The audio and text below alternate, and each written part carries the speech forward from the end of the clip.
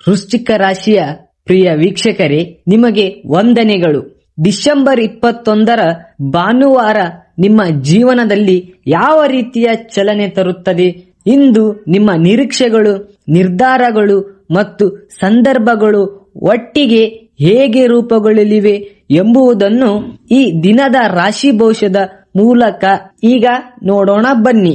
ವೀಕ್ಷಕರೇ, ನಿಮಗೆ ಈ ಇಂದಿನ ದಿನದ ಒಂದು ಸಲಹೆ ನೀಡುತ್ತೇನೆ.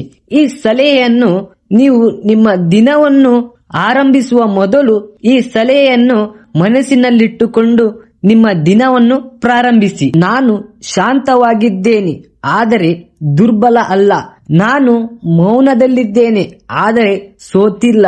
ಈ ಸಲಹೆಯನ್ನು ಮನಸ್ಸಿನಲ್ಲಿ ಇಟ್ಟುಕೊಂಡು ದಿನವನ್ನು ಆರಂಭ ಮಾಡಿ. ವೃಶ್ಚಿಕ ರಾಶಿಯವರೇ, ನಾಳಿನ ದಿನ ನಿಮ್ಮ ಜೀವನ ಏನು ಹೇಳುತ್ತಿದೆ ಎಂದು ನೋಡೋಣ. ನಾಳಿನ ದಿನ ನಿಮ್ಮ ಜೀವನದಲ್ಲಿ ಗಟ್ಟಿಯಾಗಿ ಕುಗ್ಗುವ ದಿನವಲ್ಲ, ಆದರೆ ನಿಧಾನವಾಗಿ ನಿಮ್ಮ ಕೈ ಹಿಡಿದು ಇದು ನಿನ್ನ ದಾರಿ ಅಂತ ತೋರಿಸುವ ದಿನ. ನೀವು ಇತ್ತೀಚೆಗೆ ಯಾರಿಗಾದರೂ ಹೇಳದೆ ಇಟ್ಟುಕೊಂಡಿರುವ ಯೋಚನೆಗಳು, ಒಳಗೊಳಗೆ ಕೇಳುತ್ತಿರುವ ಪ್ರಶ್ನೆಗಳು, ನಾನು ಸರಿಯಾದ ದಾರಿಯಲ್ಲಿದ್ದೇನಾ ಅನ್ನೋ ಮೌನ, ಸಂಶಯ, ಇವೆಲ್ಲಕ್ಕೂ ನಾಳೆ ಒಂದು ಮೃದುವಾದ ಉತ್ತರ ಸಿಗುತ್ತದೆ. ಈ ದಿನ ನೀವು ಬೇರೆಯವರಿಗೆ ಕಡಿಮೆ, ನಿಮ್ಮನ್ನೇ ಹೆಚ್ಚು ಅರ್ಥ ಮಾಡಿಕೊಳ್ಳುವ ದಿನ. ನಾಳೆಯಿಂದ ಒಳಗಿನ ಮಾತು ಜೋರಾಗಿರುತ್ತದೆ. ಬೇರೆಯವರು ಏನು ಹೇಳುತ್ತಾರೆ ಅನ್ನುವುದಕ್ಕಿಂತ ನಿಮ್ಮ ಮನಸ್ಸು ಏನು ಹೇಳುತ್ತದೆ ಅನ್ನೋದು ಮುಖ್ಯವಾಗುತ್ತದೆ. ನೀವು ಯಾರನ್ನಾದರೂ ನಂಬಿದ್ದರೆ ಅವರ ನಿಜವಾದ ಮುಖವನ್ನು ನೋಡುವ ಸಾಧ್ಯತೆ ಇದೆ. ಅದು ನಿಮಗೆ ನೋವು ಕೊಡುವುದಕ್ಕಿಂತ ನಿಮ್ಮ ಕಣ್ಣು ತೆಗೆಯಲು ಬಂದ ಪಾಠವಾಗುತ್ತದೆ. ನಾಳೆ ನೀವು ಮೌನವಾಗಿದ್ದರೂ ಆ ಮೌನದಲ್ಲಿ ಗಂಭೀರತೆ ಇರುತ್ತದೆ. ನಿಮ್ಮ ಕೆಲಸದ ಜೀವನದಲ್ಲಿ ನಾಳೆ ತಕ್ಷಣ ಫಲ ಅನ್ನೋದು ಕಡಿಮೆ, ಆದರೆ ಸ್ಥಿರ ಫಲ ಅನ್ನೋದು ಶುರುವಾಗುತ್ತದೆ. ನೀವು ಈಗ ಮಾಡುತ್ತಿರುವ ಕೆಲಸ ನಿಮಗೆ ತಕ್ಷಣ ಸಂತೋಷ ಕೊಡದಿದ್ದರೂ ಮುಂದಿನ ದಿನಗಳಲ್ಲಿ ನಿಮಗೆ ಬೆನ್ನಿಗೆ ನಿಲ್ಲುತ್ತದೆ. ನಿಮ್ಮ ಶ್ರಮವನ್ನು ಯಾರೂ ಗಮನಿಸಲ್ಲ, ಆದರೆ ಅದು ತಪ್ಪು. ನಿಮ್ಮ ಕೆಲಸವನ್ನು ಗಮನಿಸುವ ಕಣ್ಣು ಮೌನವಾಗಿ ನೋಡುತ್ತಿದೆ. ವ್ಯಾಪಾರಿಗಳಿಗೆ ನಾಳೆ ಹೊಸ ಪ್ರಯೋಗಕ್ಕಿಂತ ಲೆಕ್ಕದ ಮೇಲೆ ಗಮನ ಕೊಡಬೇಕಾಗುತ್ತದೆ. ಒಂದು ಚಿಕ್ಕ ನಿರ್ಧಾರ ಮುಂದಿನ ದೊಡ್ಡ ಸಮಸ್ಯೆಯನ್ನು ತಪ್ಪಿಸಬಹುದು. ಇನ್ನು ನಿಮ್ಮ ಉದ್ಯೋಗದ ಬಗ್ಗೆ, ಉದ್ಯೋಗದಲ್ಲಿರುವವರಿಗೆ ನಾಳೆ ಒಂದು ಪ್ರಶ್ನೆ ಮತ್ತೆ ಮತ್ತೆ ತಿರುಗಬಹುದು. ನಾನು ಇದೇ ಜಾಗದಲ್ಲಿರಬೇಕಾ?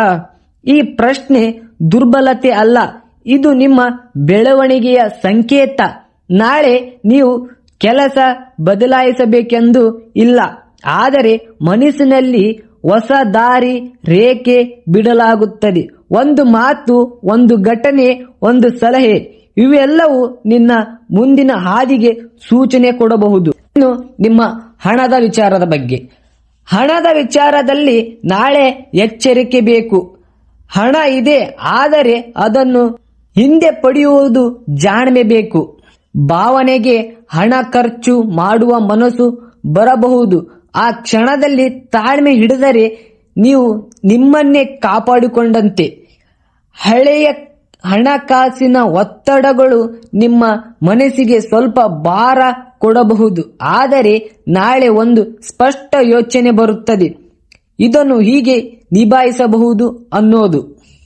ಇನ್ನು ನಿಮ್ಮ ಪ್ರೀತಿಯ ವಿಚಾರದ ಬಗ್ಗೆ, ಪ್ರೀತಿಯ ವಿಷಯದಲ್ಲಿ ನಾಳೆ ಮಾತು ಕಡಿಮೆ, ಭಾವನೆ ಹೆಚ್ಚು. ಸಂಗಾತಿಯೊಂದಿಗೆ ಅರ್ಥ ಮಾಡಿಕೊಳ್ಳುವ ಶಕ್ತಿ ಹೆಚ್ಚಾಗುತ್ತದೆ, ಆದರೆ ಅರ್ಥ ಮಾಡಿಕೊಳ್ಳುವನೆಂದು ಮಾತನಾಡದೆ ಇರೋದೇ ತಪ್ಪಾಗಬಹುದು.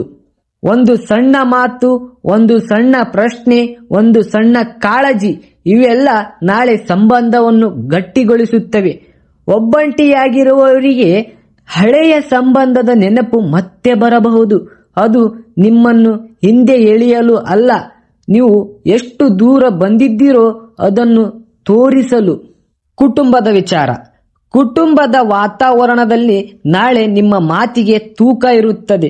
ಯಾರಾದರೂ ನಿಮ್ಮ ಸಲಹೆ ಕೇಳಬಹುದು, ಆ ಕ್ಷಣದಲ್ಲಿ ನೀವು ಹೇಳುವ ಮಾತು ಅವರ ಜೀವನದ ದಿಕ್ಕು ಬದಲಾಯಿಸಬಹುದು.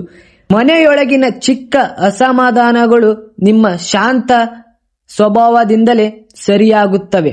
ಹಿರಿಯರ ಮಾತು ನಿರ್ಲಕ್ಷ್ಯ ಮಾಡಬೇಡಿ, ಅದರಲ್ಲಿ ಅನುಭವದ ನೆರಳು ಇದೆ. ಇನ್ನು ನಿಮ್ಮ ಆರೋಗ್ಯದ ಬಗ್ಗೆ, ನಾಳೆ ದೇಹಕ್ಕಿಂತ ಮನಸ್ಸು ಆರೈಕೆ ಮುಖ್ಯ. ಒತ್ತಡವನ್ನು ಒಳಗಿಟ್ಟುಕೊಂಡರೆ ದೇಹದ ಮೇಲೆ ಪರಿಣಾಮ ಬೀರುವ ಸಾಧ್ಯತೆ ಇದೆ. ಸ್ವಲ್ಪ ಒಂಟಿ ಸಮಯ, ಸ್ವಲ್ಪ ಮೌನ, ಸ್ವಲ್ಪ ನಿಮ್ಮದೇ ಜೊತೆಗಿನ ಮಾತು ಇವೇ ನಾಳೆಯ ಔಷಧಿ. ನಿದ್ರೆ, ಆಹಾರ, ನೀರು ಈ 3 ವಿಷಯಗಳಲ್ಲಿ ಅತಿಯಾದ ನಿರ್ಲಕ್ಷ್ಯ ಮಾಡಬೇಡಿ. ಇನ್ನು ಕೊನೆಯ ಮಾಹಿತಿ ನಿಮ್ಮ ಅದೃಷ್ಟದ ಮಾಹಿತಿ. ನಾಳೆ ಅದೃಷ್ಟ ನಿಮ್ಮನ್ನು ಪರೀಕ್ಷಿಸುತ್ತದೆ. ತಕ್ಷಣ ಸಹಾಯ ಮಾಡುವುದಿಲ್ಲ, ಆದರೆ ಸರಿಯಾದ ಆಯ್ಕೆ ಮಾಡಿದರೆ ನಿಮ್ಮ ಹಿಂದೆ ನಿಂತುಕೊಳ್ಳುತ್ತದೆ. ಅದೃಷ್ಟ ಸಂಖ್ಯೆ 9, ಅದೃಷ್ಟದ ಬಣ್ಣ ಕೆಂಪು, ಶುಭ ದಿಕ್ಕು ಪೂರ್ವ. ಇನ್ನು ಈ ದಿನದ ಕೊನೆಯ ಮಾತು, ನಾಳೆ ನಿಮ್ಮ ಜೀವನದಲ್ಲಿ ದೊಡ್ಡ ಸದ್ದು ಆಗಿರಬಹುದು, ಆದರೆ ಒಂದು ಆಳವಾದ ಬದಲಾವಣೆ ಆರಂಭವಾಗುತ್ತದೆ.